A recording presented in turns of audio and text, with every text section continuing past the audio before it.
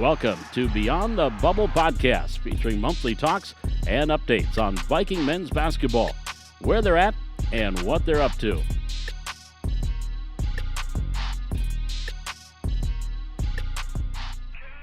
We're back, and we are back with our first ever guest on this podcast, and it's been 1 year.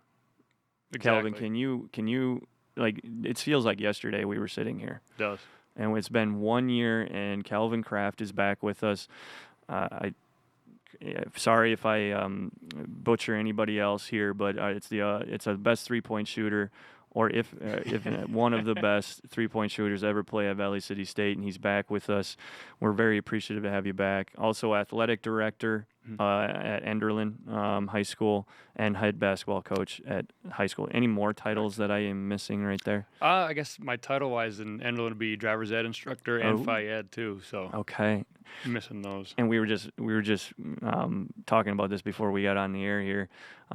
You drove the bus over here. I did, and my team's at Budget Burger. Budget Burger. And so we went to Pizza Ranch yesterday. You have to mix it up. Okay. And so there's Budget Burger today. Yeah. Hopefully they're not in the play place. I told them we'll be there back in about 40 minutes. So that's a real wonderful play place in there. it is. It is. But Budget Burger, we're giving them some free advertising here. The portions at Budget Burger are awesome. Yep, I love the burgers there too. Yes, the burgers are great, but then when they give you the fries, you go, this was worth it. Yep, absolutely. When you see the amount of fries that you get from Budget Burger, you go, this is a pretty cool little burger joint, right? Can't go wrong. And that's why we're there instead of different places. So yes, were doing you something right. Were you a frequent person when you were in college here? When I was here for 5 years, I was at Taco John's all the time. Yeah. They probably lost money since I've been gone, but yeah, I was there. I don't know why, but I loved it. I loved going there. Coach K probably didn't like that. Yeah, probably. I don't know. I ate at the cafeteria too. But Okay. as I got older, especially in the summers and stuff, I was here. So sure. That was probably more of an off-season thing. Sure. So, like I said, I can't believe it's been 1 year, and we're so grateful for you to be back. But, anything new?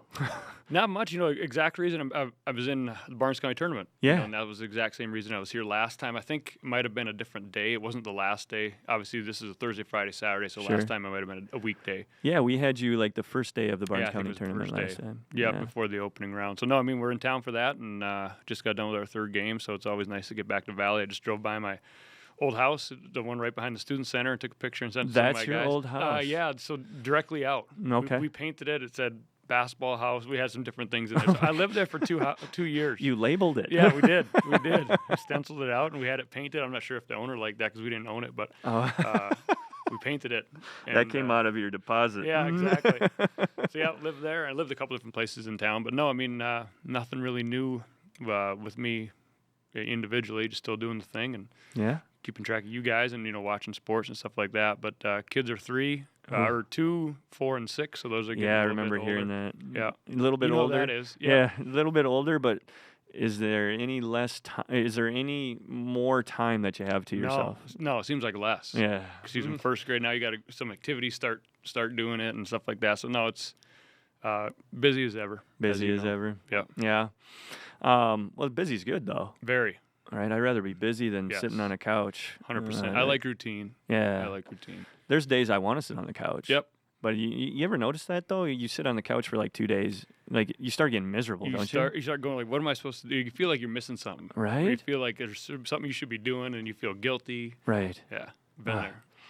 Well, and you're an athletic director, man. Yep. Like, there is no downtime when you're an athletic director, and then you pair it with a coach. Like you and Coach Mack, you guys got to sit down and talk. I talked to him for 45 minutes yesterday. Yeah. Just getting a grind. It's good to talk to other people, and especially him in a different position than I am. Just some of the issues and things like that he has compared to what I have. They're not the same, but in the end, they're kind of the same. Oh boy, Mitchell knows what I'm going to do here.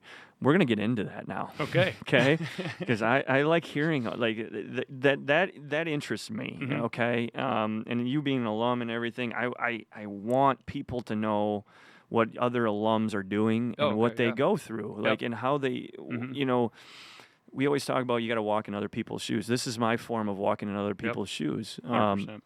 So let's talk about it. First of all, being an athletic director, Tell me, let's start off with the struggles first. Okay.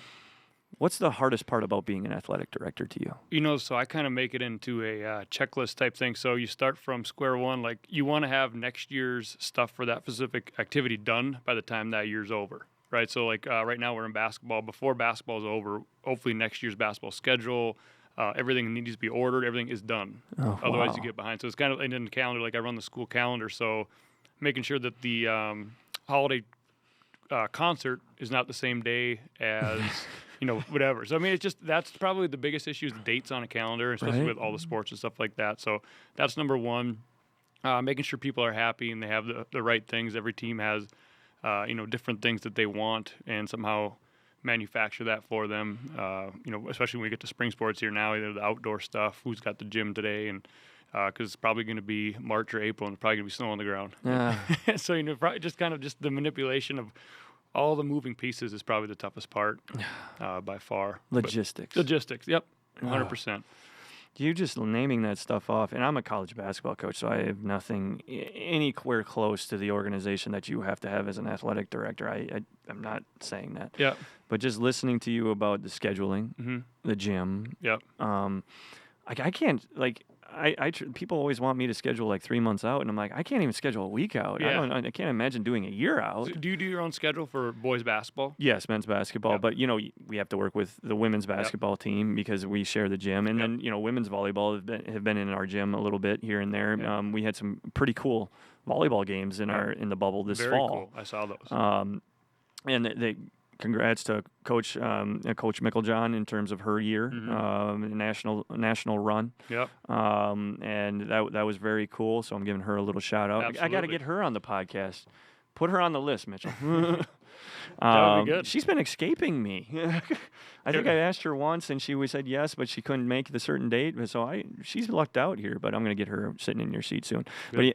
But so we had, I handle all of that. You do. And sometimes I feel like it's a struggle because sometimes it's self-inflicted. Like this week, I send out a schedule to my guys every Sunday night. Got it. And this is when we're going. Yep. And then, I'll get Deb, our administrative assistant, emailing me back. You said, Barnes County's this week, right? And I'm like, oh, shoot. So people got to keep you in check with what your plan is, and then you got to deviate from the plan. I'm terrible. I really am. And then my wife, I send it to my wife, and she'll say, well, this is different than the previous schedule that she sent to me. I'm like, well, this is the new one. Yeah. This is the one that Deb told me to change to. This is the more improved one, right? Yep. Or this is just me being unorganized and doing that stuff. But so logistics. How about games? You schedule games? Oh yeah. Okay. And that is. Well, here, obviously, you didn't play NDSU this year. Maybe we played North Dakota. You play UND this year. Yes, we did. Gotcha. So obviously just NDSU played Oak Hills Christian, or so there's different things. Sometimes you try to get in, sometimes you don't. That's a something that I don't really know how it works. All right. There's reasons for different things. There's money for different things. Yeah, I mean, if people truly want to know what college basketball scheduling is, there's first of all, like you said, there's money involved. Yep. That's like Oak Hills Christian going to play in North Dakota State. There was money involved in that game. Yep. You played Oak Hills also. Yes, we did, and there's money involved for them. Yep. In regards to that, and obviously geographical location. Yep. So that's important. College basketball scheduling is almost worse than recruiting. Got it. Because first of all, we have right now 12 conference games. Yep. We're allowed 30. 2 can be exhibition scrimmage. 18, yeah. So basically 28 countable games. Mm-hmm. If you think about that, you have 12 conference games that you don't have to worry about scheduling. Yep. You just have to worry about your conference commissioner giving you the schedule and all that stuff in a timely manner. You have to go schedule, correct me if my math is wrong, 18 non-conference contests. That's more than the players you bring in every year, and you're dealing with college coaches who are extremely competitive. Yep. Smart. Yeah, 100%. And so it trying to not manipulate, but trying to find the right schedule for your team every year. Yeah. Oh, Not always going to happen. Well, no, it's like pulling teeth, man. Yeah. Does everybody like? I didn't schedule Rocky Mountain being excited about that game this year. Mm-hmm. Like that wasn't. Now it's good for my guys to go through that game because let's just say we win it and all that type of stuff. Then that's good. But that's very good. That's very good. But topping that with the week after that with Minot, Mary, Jamestown twice, that's kind of the thing. That's not by design. Correct. You have to take the games because you need the games. You need the games, but you would love to like schedule some games in there that work, in favor of your team. Yep. Like we need a very good performance in this game. This one we perceive as this and all that. It's not how it works. Yep. It's not. Maybe when you're at Duke, South Carolina, where your brother played. Yep, exactly. Those are times that you can do that. But I can go forever and tell you. I was just curious about necessarily obviously we have wants and needs, and then you have realistic things that have to happen. Now, I try to schedule as tough as a schedule I can every year because I feel like that only prepares us for our conference. Yep. And I feel like our conference is one of the best in my time, my 8 years being here. This conference this year, you see some pretty good basketball teams in there.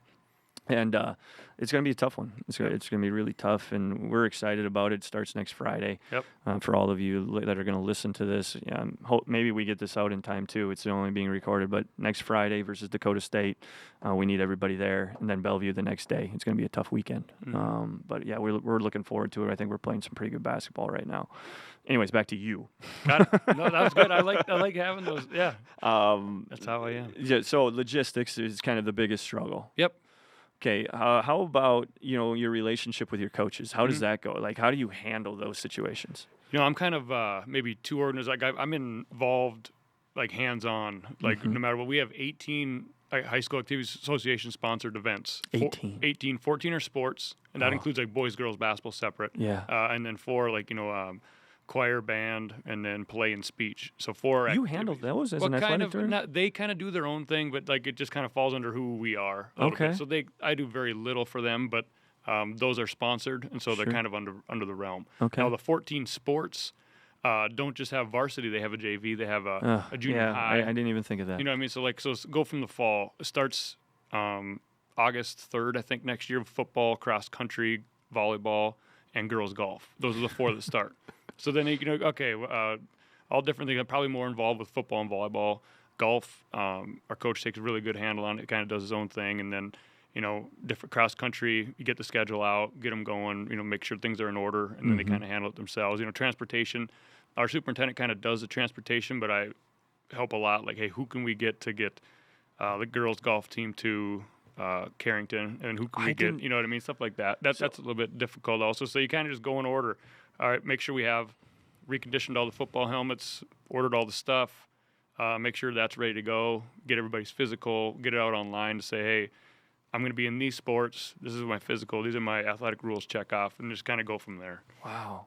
So you handle the transportation? Kind of like I'm driving today. Yeah. I know I'm probably more help the transportation as far as getting them there. Okay. I might drive some things, but I schedule the events to make sure, and then my superintendent knows, okay, football needs a driver on Friday to wherever. And then, so, hey, can you know who? I don't know anybody. You please do it. So it's kind of a by committee principle. Mr. Hamry helps too. So those would be the 3 that kind of handle the transportation. Mr. French would be overall in charge of it, our superintendent. Wow.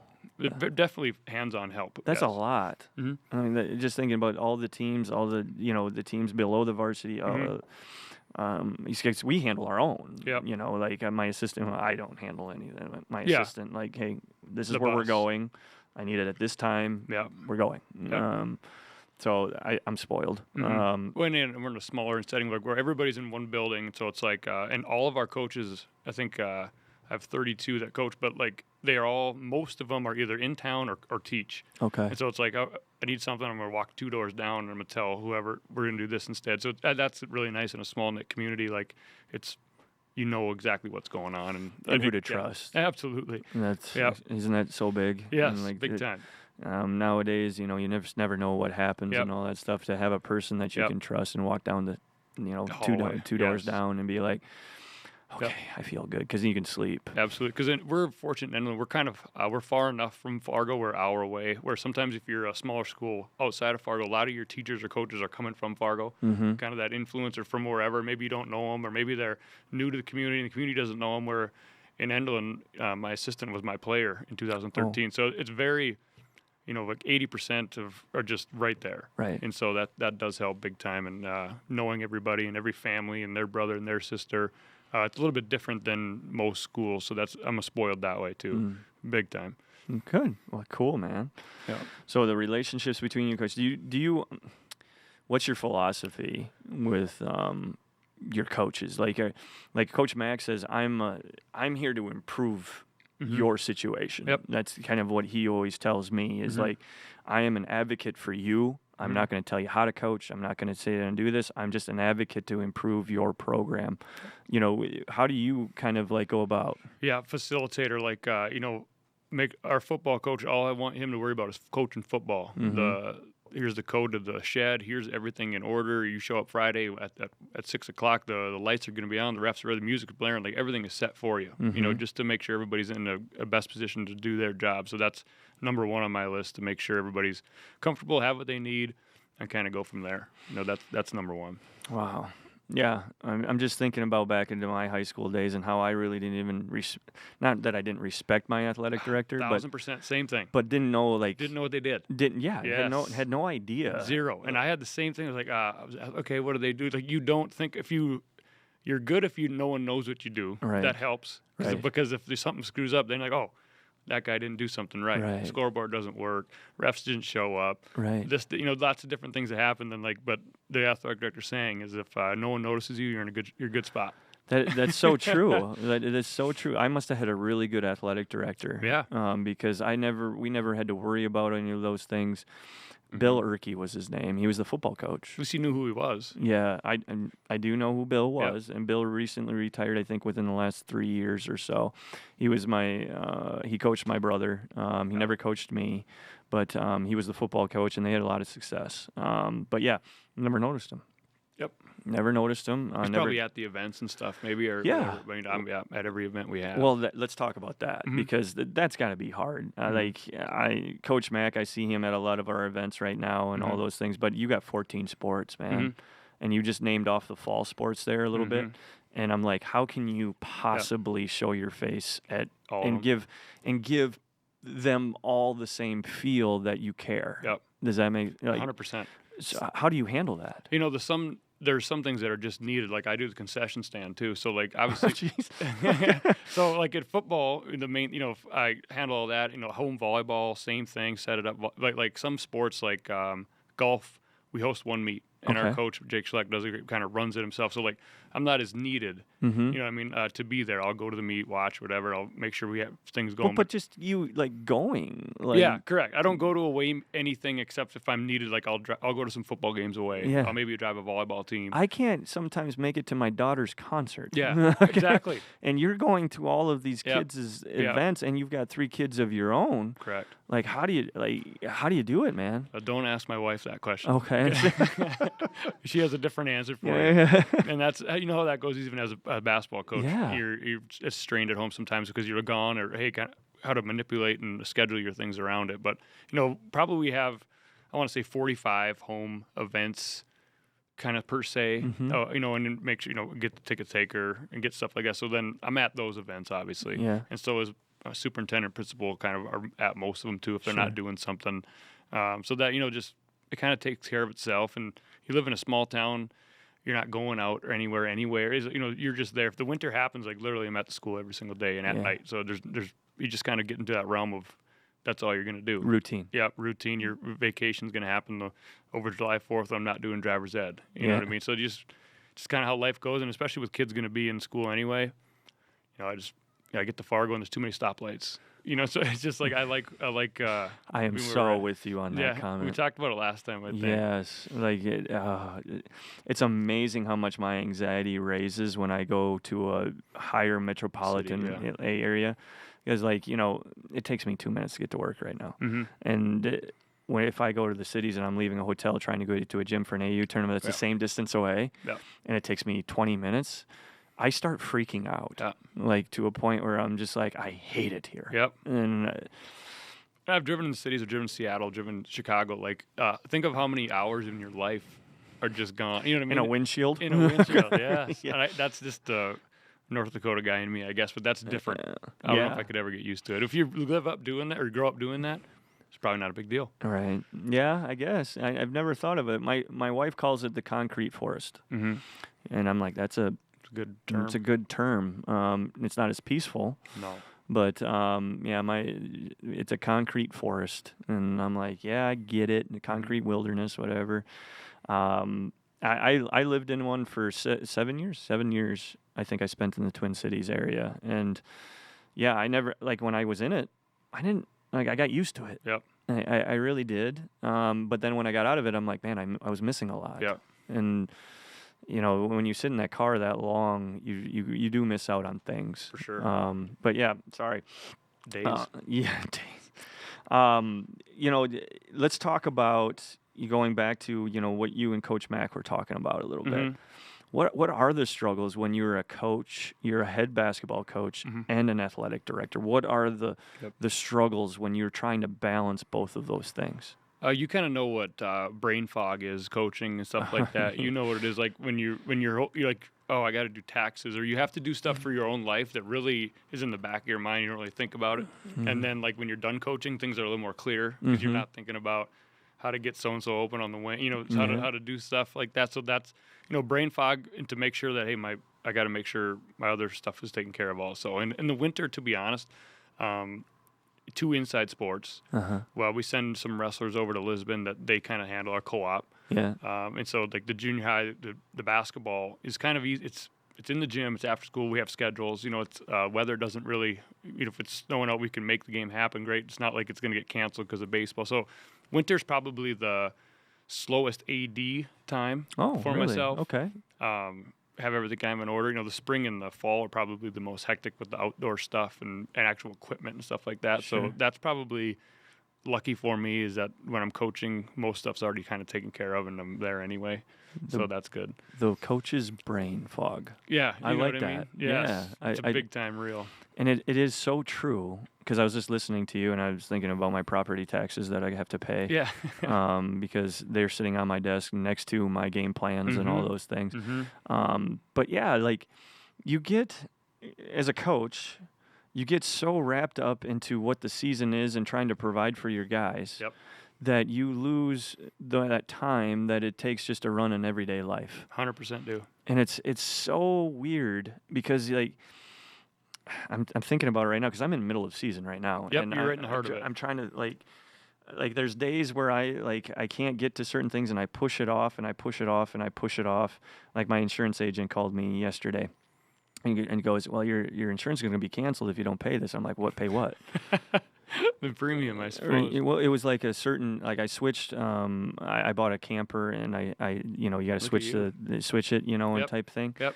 And I forgot to, I didn't even know I had something due. And, when I'm not in season, I'm on top of that stuff. Like it's nothing. Like I'm like, this is this and this is done. But when I get into season, like it's hard just to think of those things. 100%. And then you kind of get anxiety because of that. Yep. And like what else am I missing? Right? And you get short. And short with your family, short with your players, short with everything, because there is something back there and you have no idea what it is. Yep. And you can't get it out. Yeah. And I'm like, then you pay it and then everything, oh, well, that one's gone. Now what? And I'm an iCal guy. Like on my calendar, like tomorrow, like I don't have a to-do list. I just write 100 things on there. Right. And I move it to the next day or delete it. Okay. So that's how I organize. And in 2 weeks from now, there's probably 10 things on there. Like, hey, do this, this, and this. So that's how I kind of, and I put my job and life into one thing. Yeah. It's kind of one. It's not like it's separate. Otherwise, I'd forget different things. And don't you feel that like every Sunday night when you're about to get to that Monday, that there's something else that's going to pop up that you forgot? Sunday scaries, yeah. 100%. Oh, Sunday scaries.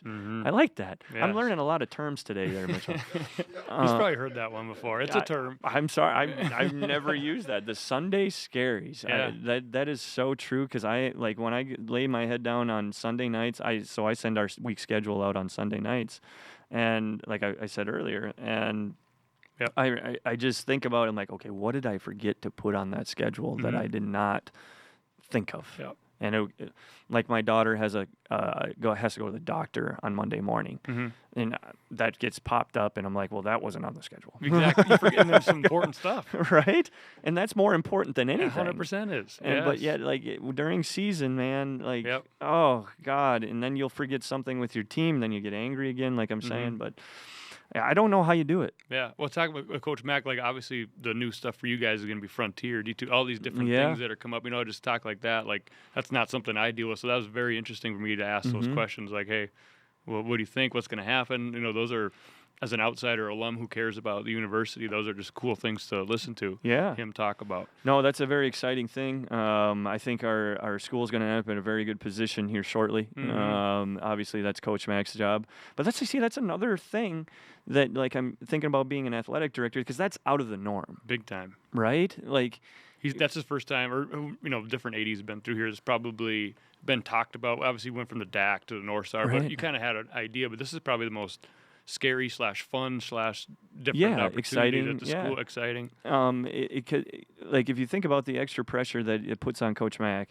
Coach Mack's got a football team to worry about, and a certain recruiting class, and bringing in certain things, and whatever that takes, and all that stuff. And there's always adjustments that are made in those things every year. His scheduling in regards to that, but being this new thing in terms of trying to navigate with our president and the other conferences, our other teams in our conference, of where are we going from here, the extra like work or brain power that puts on top of you. I'm glad I'm just a head coach at times. Like that's how I say that, and I don't think people totally respect your position in regards to that. Like any of that's your job, right? They'll say, well, that's why we hired you, like to navigate us through this above stuff. And beyond, kind of. Yeah, but that's something you couldn't predict that was going to happen. Never. And now that's messing with your routine. Like you're trying to focus a year out of getting the basketball thing scheduled. But now on top of that, you're trying to figure out how are you going to have a basketball conference. Exactly.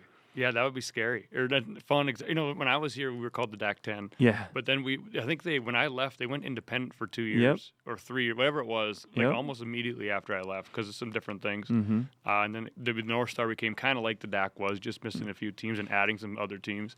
And then it's been like that for a while. But what a college landscape. We're talking all the way from the big dogs to Stanford being in the ACC next year and all that weird stuff, and then down to our level here and just it's trickling. Yeah, it is. And I never, people don't think that those things happen. Like the Big 12 not being the Big 12, or like who's coming into the Big 10? It's the everybody. Yeah, like is it UCLA? Yeah. Is USC. it USC? Yeah. Like Colorado's going back to the Big 12.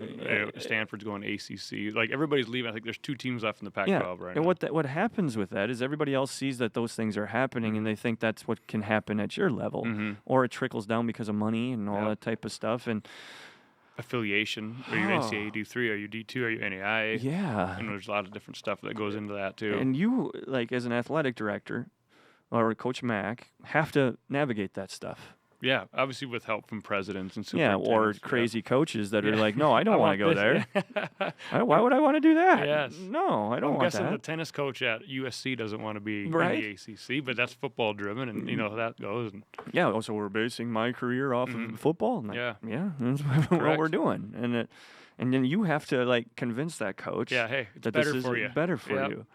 No, man, I'm not trying to sit here and say that being an athletic director is a bad job or a craziness. I'm just trying to say we need to appreciate what you guys do. Well, thank you. I'm not trying to suck up to Coach Mack here either. I was going to say, we send this to him afterwards. But I sit there and I do think of these things, and I'm like, I can't imagine. And then you have 3 kids, and a farm. Yep, hobby ranch. Ranch and a farm. Yep.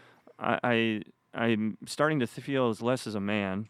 That's kind of more of a. It kind of lets my mind at ease.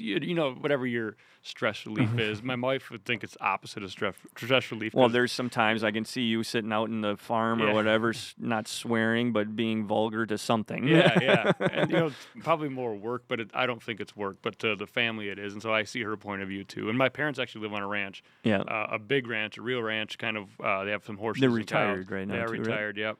And, we go there and ride horse and kind of get away, too. It's kind of in the middle of absolute nowhere, which is awesome. Yeah. So I have my mini version kind of at our house, and then I have a real version, if you will, to go to, too. So that's kind of a hobby. Big time. Big time hobby. What's your favorite thing about doing a part of that? Riding horse, I suppose, would be number one. Okay. Just kind of the only thing that matters when you're on a horse is the 6 inches in front of your face. Yeah. Because, in your job, in my job, you're always worried about tomorrow, the next day. But when you're on the back of a massive, strong animal, kind of moving around, and it's just peaceful, that's the only thing that matters. Your phone doesn't matter. Your job doesn't matter. And, you're steering and worried about it. So, it's new, and that's the only thing that matters. I like being in the moment. And I'm probably not in the moment enough. And in that situation, I can be in the moment. Yeah. Well, and then if you have your kids on a horse. Big time. Man, you. Yeah. Yes. You got to have something. Ours are pretty good for the most part. You obviously not the greatest horseman in the world, but I can maneuver enough. Yeah. Well, that's cool, man. Yeah. That's great. That's the stuff I like hearing. So that's your way of getting away. 100%. Yep. Okay. Do you do anything else? You hunt or anything like that? No. Opposite of hunt. If there's pheasants in my trees and someone says, no, leave them there. Okay. Like a sanctuary. Cool. Very cool. I do not hunt. I used to run and stuff, not as much anymore because of kids and job, but no. That's about it. We had Coach Thiel just on from Lemoore just right before you, and we talked about, staying fit. Mm-hmm. And it's really hard. Extremely hard. Really hard as a college. Especially if you get older. Yeah, man. It's getting there to, I was telling him, and he's a little younger than us. He's younger. And I was telling him, I'm like, I could probably go up and touch the rim right now, but it's the coming back down. And you're going to feel it, that kind of hurt. You used to be able to do things and nothing affected you. Now if you do something, I might was my sore from? Oh yeah, I think I did one thing that shouldn't have made me sore. Yeah, and that made me sore. Yeah, I know how it is. And it's really, and I try my hardest to get a workout in a day now. Yep. When I was younger and all that stuff, it didn't matter. I'll play basketball 3 times a week, coach, or whatever. I'm fine. And then once I stopped playing basketball, I started swimming, and I'm like, okay, that'll just make it. That's cool. Yeah, it's good. It's good. But then, over the last couple years, anytime that I started taking a break, my body started I know how it is. Like that. Things hurt, or it's if your body kind of craves it. Yeah. You've done it your whole life. That's my situation. And mine too. Yeah. My wife probably knows when I'm short or when I'm anxious or whatever, because I didn't get a workout. Go sweat it out first and come back. Yeah. And I've been doing a lot of different things, from drinking greens to I do a sauna. I do lots of stuff, and I still my body still hurts. Still wants them. Do you do the ice pod stuff? No, but I take cold showers. Okay. I do that. And every morning I wake up, I take a cold shower. That's not a bad idea. Yeah, and it does. I have noticed a lot of stuff in regards to that. First of all, right here, yep. I'm not foggy in the morning, and now it's painful. Yeah, is it a 1 minute or is it a 5 minute thing? I try to stay into about 1:30. All right, it's long enough. I try. There's certain mornings though that I just go in real quick and get out because I'm like, screw this, Ryan. What are you doing? Yeah. But I do notice differences in terms of, and it does help me, recover in certain ways and all that type of stuff. But the biggest thing, and I'm not trying to be Joe Rogan here. I'm into it. The biggest thing is the sauna. You like that? That has improved me so much. In regard, I've only been doing it about 4 months. At night, middle of the day. Night. I do it at night, and it has improved my sleep. It's improved my sinuses. It's improved everything. I see these ads on every social media, there's ice pod or the the pop-up saunas. Yep. Is that what you have? Yeah, I have one of those pop-up tent saunas in my basement. Yeah. And I go sit down there and I turn the TV on, sit in there for 20 minutes, and I'll be dripping sweat. That must feel good. It feels really good. And it honestly, sold me. Yeah, $90. That's pretty good. Yeah, $90, and I'm like, how do you heat it? It comes with this little it looks like a crock pot. Got it. And you fill that with water, and then it has a tube that goes in and steams it. And so it's not a dry. Yeah. You're talking 105. What's the degrees in there? I think I get to about 105 degrees like a hot there. tub. Yeah, it's about that. And you'll feel it. Now you'll feel it's going to feel like sweat, but it's actually some of it is steam condensation coming on you. But then you taste the sweat. You will sweat too. You will sweat. But the biggest part of it is that, like, it's really good for cardiovascular health, and everybody knows my history and my daughter's history and with cardiovascular health. But it, like, improves that by 25%. The sauna does, and the ice showers together? Or is it just the sauna? Really? Just the sauna. Like, it's supposed to prove it by like 25% of you having a cardiac arrest or cardiac issue in your life. Wow. Now that's according to the internet. Yep. Can't hurt. Can't hurt, right? And that's what my cardiologist said to me. He's like, well, that's really good stuff. Like, just keep on doing what you're doing. And I'm like, oh, okay. Because the hotels used to have saunas more back in the day. Now they don't. But remember back in the day, like, everybody had a sauna, it seemed like. Yeah, and I used to use them. So I felt like this would be a cool little thing to do. But the biggest improvement that I've seen in an everyday thing is my ability to sleep. That's nice. Like, you need that. Yeah, I didn't know it helped with that. But when I did go and do it, and then I read up on it, it does raise your dopamine levels to, like, where you can sleep at night. And I'm like, huh. And it helps you be a better coach, helps you be a better dad, helps you be a better father. Yeah, husband. And that, like, you riding a horse, it's probably the same way. Yep. And, like, you need those things to kind of get away and do those things. And mine's like an every other day thing right now that I'm trying to incorporate, because there were some times in the last 3 years that I'm like, Ryan, you're not at your optimal level right now mentally. Like, you need to be doing this better. Yep. And that's one thing that helped me. The cold showers do help, though. Yeah, I might have to try that. Yeah, no, it's painful. I know I've done it before, but not on purpose. Like, the water heater broke or power's out. Like, I've been there, but not on purpose. I sit in there in the morning, and you look at it, you see the water coming out of the thing, and you go, do things that suck. Because hot showers feel a lot better. Obviously. Oh, my God. You'll learn to appreciate those at a very high level. And, like, I like if we go camping and stuff, I like to go jump in a cold lake. Yeah, that feels good. And it feels good, and you get out, and you feel really good. But anyways, so July 4th, that's your vacation time. Kind of, yeah. I take that week off. I kind of schedule my own stuff for driver's eds. Yeah. Okay. So what do you do during that week? I go to the farm or go to the ranch for the ranch? most part. Okay. Yep, always the 4th of July, kind of a thing. But we also kind of have a week with it. So, like, last week we went to Great Wolf Lodge in Bloomington. Yeah. Daughter likes to do different things. So but now, as they get older, they'll probably pick. We'll always go to the farm, but, like, wherever else they want to go to. Mall of America, went to Nickelodeon Universe, stuff like that. So whatever they pick, that's pretty much what we'll do too. Okay. I'm the last guy that needs to pick where we're going, obviously.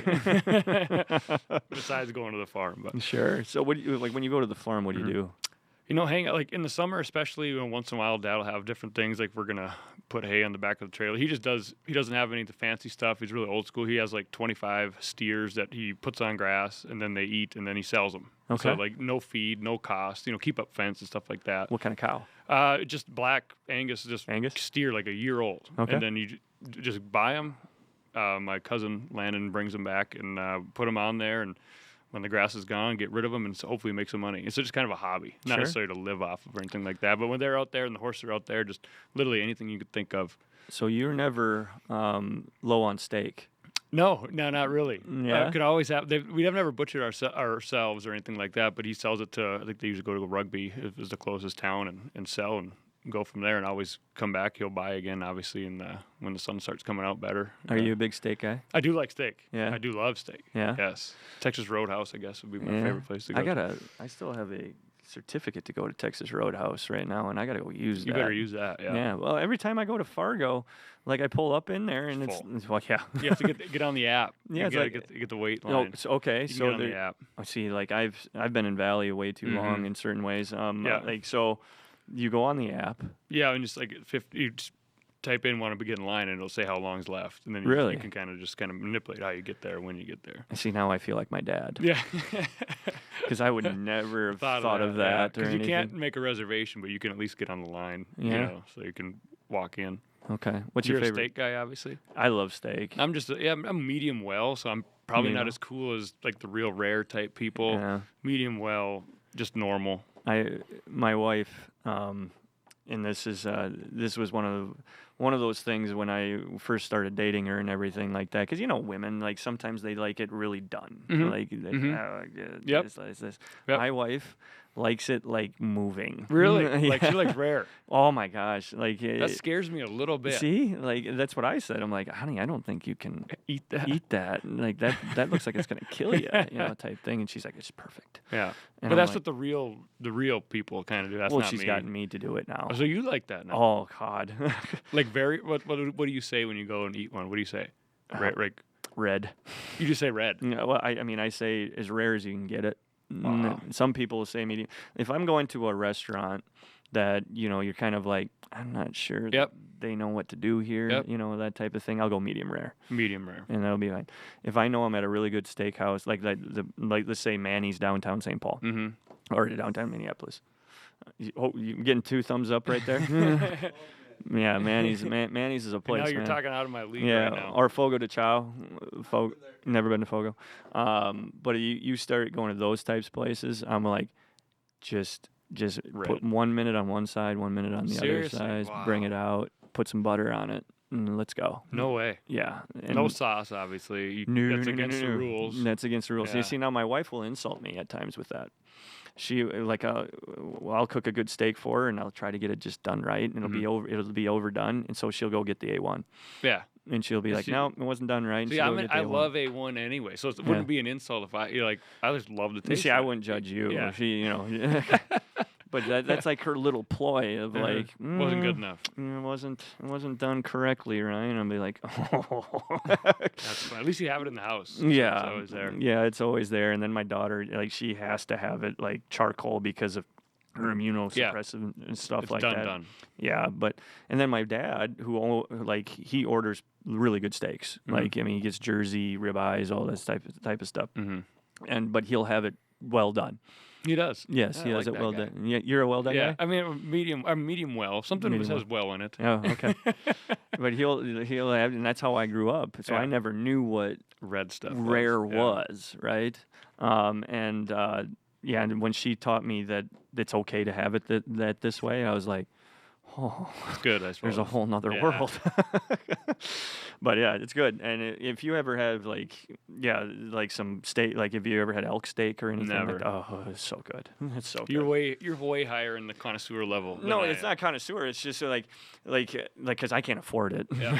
Yep. I will let you know that Yeah. I can't afford these things. But when I do like read up on it or something like that, and I try it, and I'm like, okay, I gotta make It's sure worth it. It's worth it once in a while. Very much so. So that's why when we started talking about your dad with Angus, I really like Angus steaks. That's the one. Huh? No, well, it's Jersey. Gotcha. Jersey steaks, and then my dad got me on that about 2 years ago, and of course he can afford it. Yep. And I'm like the little kid coming home and going, "Could I have a sirloin? Can you give me a please?" couple? Yes, and that's kind of what it That's is. a good place to go get it. Then. Yeah, he knows when I show up. It's like, go get a steak. I'm like, okay. Thank you. Yeah, but let's get back to you again. I'm sorry. No, I love it. Yep. Coaching. Let's get into coaching. Yep. We didn't get to talk about it that much with you last time you were on the show. Yep. Because I wanted to talk about your past and how VCSU and all those types of things. But my goal for this podcast was to kind of get to know your philosophy on coaching. Okay. What you think is the struggles, what you think are the good things, like what where you get your fulfillment out of it. Yep. But let's start off with those struggles because I always start off with the negative things first and hopefully end in positive. Yes. But what do you think is the struggles now being a high school basketball coach? Participation hours. Yeah. Time put in is kind of different because my situation specifically is different than everybody else's, or everybody has their own thing. In our school, with a lot of 3-sport athletes, which is amazing, which is great. In football, in basketball, in baseball, in track, in golf, whatever. So time spent on the basketball court is probably less than it's been. I've been the head coach now for 12 years, 13th year total, 12 in Enderlin, and we've had really good teams, successful, lots of skill guys, whatever. We've had teams that a little bit, maybe it's their second sport. They're maybe, just not as talented or skilled, but really work hard, and stuff like that. So there's a little, when I coach, it's kind of like every group's different. Maybe, at your level, you can kind of pick and choose, not necessarily who you want, but like you kind of know what you're going to do. Yeah. At our level, it's more of who do we got? How do we change? What do we do? How to get ourselves successful in each and every group? So all 12 groups have been different. All 12 groups have things they're better at and things they're worse at. And you kind of have to just adjust yourself more so than I would like. As a young coach coming in, it's like, we're going to do it this way and this way only for 4, 5, 6 years. And then all of a sudden, a different group comes in. We really have to do something different. And, I've probably gone 360 on, many different things. Started, never did it again. Now I'm doing it again, kind of come back full circle. Just make sure, just put them in the best position possible. And, we used to like to score a lot of points and now we don't, but like, that doesn't mean it's not as working as fun. We just have to be better at different things. You're a chameleon. Absolutely. Have to be. Yeah. And that's a hard thing. Yeah, absolutely. Because I like certain things, and if had my way, we'd do this, this, and this. But sometimes it's not possible, which is fine. And honestly, right now we're 1-8. A couple years ago we were 18-2. Like I get more. I'm just getting as much out of this year than I have before. Right. I'm probably more clear-eyed, and my mind is probably in a better spot. Like, fulfillment's different. It's not always about the scoreboard. It's about learning and doing different things, and so it's. It's probably, I would say that differently if I have never had success. Yeah. So I've been on both ends of it, but you still try, you still do different things. It's probably more refreshing to win a possession now than it was before. So that's kind of the good part about this year too. But yeah, no, that's really good stuff. Just trying to think of a couple things that you said there. Being a chameleon is really hard. Yeah. Why I know that is because every year you have to make decisions at the beginning of the year of how you're going to play, and those have to be right. Yeah, exactly. Because it's really hard to make a change. It is at this time of the year. It is because your practices are limited. You have 2 games a week, 3 games. You're always preparing for the next team, so it's really difficult to change certain things. And sometimes you just have to. Sometimes you don't. But like what coach saying, you teach and coach what you know. Right. You know what I mean? Don't pretend to know things you don't know. And there's some things that I do know, there's things that I don't, but you try to stay in your realm of what you do know and then kind of manipulate from there. Yeah. And I go through it. I mean, I know you said that I get to, and I do. I get to pick a lot of stuff. Yep. We get to recruit to a certain way. I've found out that sometimes, even if you do recruit, like certain players to fit a certain system. Like I recruited a bunch of guys that fit a 1-3-1 this year. Yep. And sometimes we've been analyzing because we look at the statistics of what we've been doing, and sometimes the statistics tell us, well, you're better in man-to-man. Yes. And you sit there. Like, how are we better? And you stew over that. And you go, Yep. why in the heck is that working out that way? Yep. Because you have to go man sometimes, and it's working sometimes. Yeah. Do you use Synergy or Huddle, or what's your Synergy? Yeah, and it'll tell me, like, if you go look up our profile right now, it'll say, you're really good in the zone. Yep. You're solid. But then you go look at your man, and it'll say excellent. And you go, what? Yeah. Really? What? Don't do that. And you spent less time in practice on it, probably. Yeah. And you have different rules, but sometimes it just works out. Yeah. That's a good question. And like even going into last year, we were pressing, running my my pressing system back into man and doing all that crazy stuff that we love doing. And that was how I grew up. That's how I played. And we couldn't make that work correctly going into our second scrimmage. Yep. And I had to make the choice of, okay, what's the best defense for this group? And it was the 1-3-1. Yep. And I'm like, half court 1-3-1.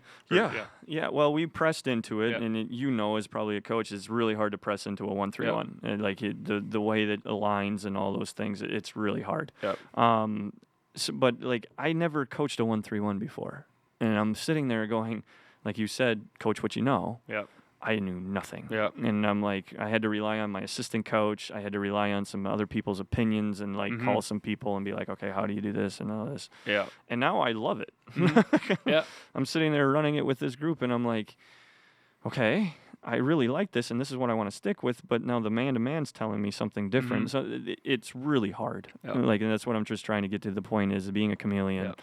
Is every year and it causes stress, it causes everything to just be a little anxious, but like you said, there is a fulfilling part of it. Big time. Because like when it does click and when it does work that way, what it's about. And you have that every possession feel to you, that it's cool stuff, man. Absolutely. And you like learning on different things sometimes, like, open them, and now you know different things. Your horizons are bigger, and you're more open to things. Oh, we could switch on possessions or whatever. Yeah, by the time I'm 70 years old, I'll know everything. Yeah, I mean, we call it around guard 3, leave 2. Like just things that don't even exist. Yeah. In a high school level is a little bit different, but like you just make up stuff. Yeah. Sometimes. Makes you better. Yes. It really does. It might not look like it on paper at times, but next year you'll be like, oh, I got this figured out. Yeah. Here, this is where this carried over. So let's talk about the most fulfilling thing, because we're going to be running low on time for you right now. But Budget Burger. Yeah, Budget Burger. Those kids will be like, What do you find the most fulfilling about being a high school basketball coach? Just mainly, when I was saying about the wins, but like getting somebody from, in our, 7th, 8th, 5th grade, I used to coach 5th and 6th grade basketball for 11 years up until last year. Now, Bo Deagle does a great job. But long story short, getting them from A to senior and just all the battles and, the growth and just seeing them up the, whether our end game is the region championship or it's wherever it is, and then the season's over, just the growth. Yeah. Probably a little bit different than you. You get them 4 years, maybe 5 years, 2 years, whatever it is. Yeah. At our level, most of the time, if they don't move in, it's 5th grade to senior. Yeah. And you know them well, and you do different things with them. So just the growth and, going to weddings and knowing just so many in 12 years now, you know a bunch of people, and obviously you know that too. And just the fulfillment of going to battle with them, looking each other in the eye, and going to war with somebody is a little bit different than you can teach people in a classroom. You can do different things, but you have a way different relationship with somebody who you lay it on the line for. You're with 2 hours a day. You're on the road. You're doing things together, and you have a way different respect for each other. The fulfillment just be the relationships at the end of the day, and going to war. Like obviously, had a good player who's at Colorado right now. Now he'll text me once, twice a week, and just cool. Those relationships like. And I just like listening to what's going on over there, because that's a high level cool thing. Cool thing. What do you guys do? How, what's your life like? Mm-hmm. And so just to keep up with people as they go, and obviously come full circle. My assistant's now a player who played for me, and that means I'm getting old. Just the relationships and kind of just giving your all to one thing and seeing how it goes. Yeah, I'm the same. Yeah. The funny thing about it, Calvin, is like I never feel it until they start go get that diploma. When they like, it's really weird. Like I don't show emotion type guy. I don't cry in front of people or any of that stuff. But for some reason, every year when I'm sitting in that commencement and I see one of my guys walk across, it comes. Like it's just like, okay, well, what is this? Yeah. Well, first of all, they wouldn't have been here without you. Yeah. So then it's like you whatever part of their life you carved out. Yeah. That's because of you getting them here, and so that's a different feeling. And I never sit and notice those things like during the process or any of those types of things. Like let's just say our season ends right now. Like Cleveland's our lone senior this year. Yeah. When the season ends, I won't feel that right away. Yeah. But when he goes and gets his diploma, in May you will. Yeah. I will in May, and I'm like, why don't I feel that right away? Like when I know it's final, like it's I don't. Over. But it's when the commencement happens and you see like the full circle of everything, like the academic side with this, that really like hits me hardcore. Yeah. And then, like you said, the fulfillment, like Jalen Addison texted me the other day. Of course, he was complaining about something that I couldn't get a stream going. But just having, like him being okay with texting me, because when he's a player, they don't exactly. They're different. Yes, they know them way differently after the fact. They don't want to text you those simple everyday things. Yes. And then they start doing that, and because you're more of a colleague now than you are a supervisor. Yes. And they're more appreciative. Yeah. And as a player for 5 years, I can remember, like, I should have been way more appreciative of coach or of the people washing the uniforms. Just I was not as appreciative as I should have been. And then coming full circle, like, man, I owe those people a lot. Yeah. You know what I mean? And I wish you could go back in time. I think that's just part of life. Even and I your was supposed teammates. to be, even the teammates, everybody. Yeah. But I think that's how your brain's supposed to work. But yeah, if you could go back in time and kind of soak it all in and appreciate it more, I think everybody would. I ponder about that a lot because I'm like, is this normal? Or am I a sociopath because I didn't care at that time? And then like now I have this like, wow, I should have. Yes. And it's just, I don't know, man. Like you take things for granted, I think, in the moment a little bit. Yeah, and I'm trying. Then you always, as a coach, you want to make sure your guys don't make the same mistakes as you, and understanding that hey, like I told Cleveland, this is the final stretch. You know, obviously you have got a chance to go play professional basketball, but you know, that last time you lace it up in the bubble, it's it hits you different. It hits you different, man. Sure does. I've been there, and especially because like when you go play pro, you know, you're gonna have different teammates every year, and then it's gonna be recycling, and then it's gonna be based on business and money. Not as much pride in a certain thing. Yeah, and this with Valley, it'll always be Valley to you, and it's good stuff. Probably the worst part of coaching, the worst part of coaching is you can't really celebrate or be in the moment as much because tomorrow comes. Yeah. And it's just like, you know, even when it winning, like you're like, oh, this is awesome when you can jump in the locker room or throw some water, and then like the next day happens and like it never existed. Yep. And it's the same thing with losses. Like you're never as good as you are, never as bad as you think you are. Yep. But just like we'll celebrate that later. But you can't. You won't. Like we'll worry about we got to win the next one. We got to whatever. And then we'll worry about that. You don't. You go right to the next. I tell that to my assistant Tim all the time. Is like we play a lot of Friday Saturday, and we'll win on Friday. Yeah, and then you got and then you got a game tomorrow. Correct. Maybe you lose or something different happens. Right. And I will tell him. It says we're going to have a beer. Yeah. And he'll I got to get the scout. I'm like, put it down. Yeah. We have to go celebrate this because tomorrow night there's a possibility we won't feel like this. Yes. And we have to relish this or else this just becomes miserable. Yeah, exactly. And it's less than 24 hours later sometimes. Yes. But it is good. That's a good idea. Yeah. I mean, like I told my first 3 years here, I would be like so dedicated to like, well, we got to get the game plan in. Okay, let's analyze how we played. Let's do this and this and on a Friday night, and we play at 3:00 in the next day. And I wasn't being like that was carrying over to affect how good of a coach I was. Yeah. Because I couldn't focus on what was more important, and that was everybody's mentality. Yeah. And that is more important than that scout. Yes. It really is because mentality helps, in my opinion, as a coach. Your mentality. I'm getting told something here. 1 minute. Okay. Your mentality will help dictate how hard you play. Big time.